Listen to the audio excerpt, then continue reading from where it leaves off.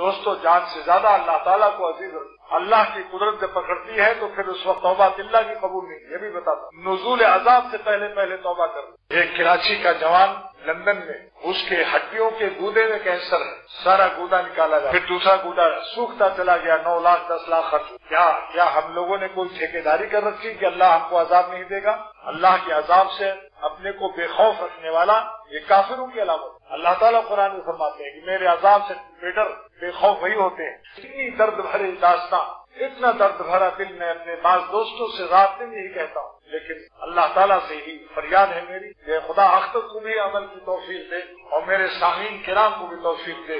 جو گناہ احمقانہ ہے ملنا جلنا کچھ نہیں, سڑکوں پر اپنی نظریں خراب کر کے اپنے کو عذاب میں مبتلا کر. آپ بتاؤ جس کو دیکھتے ہو پا جاتے ہو. جو گھر میں اللہ نے دی قیامت کے دن گھر کی چٹنی روٹی چاہے ہو, قیامت کے دن اللہ تعالیٰ جنت میں ان کو حوروں سے زیادہ حسین فرما دیں گے. مسلمان بیویوں کو حوروں سے زیادہ خوبصورت کر دیں جنت. اور جن کو کچھ حاصل نہیں, شادی بھی نہیں ہوئی اور جوان ہو گئے, ان کا کیا علاج ہے؟ ان کا علاج یہ نفس کا مزاج ہے کہ وہ کسی ایک کام میں مشغول رہ سکتا ہے, 2 کام میں مشغول نہیں رہ. قاعدہ مسلمہ فلسفے کا ہے, النفس لا تتوجہ الی شیئین فی آن واحد. نفس کا مزاج یہ ہے کہ ایک وقت میں دو چیز کی طرف متوجہ نہیں ہو سکتا.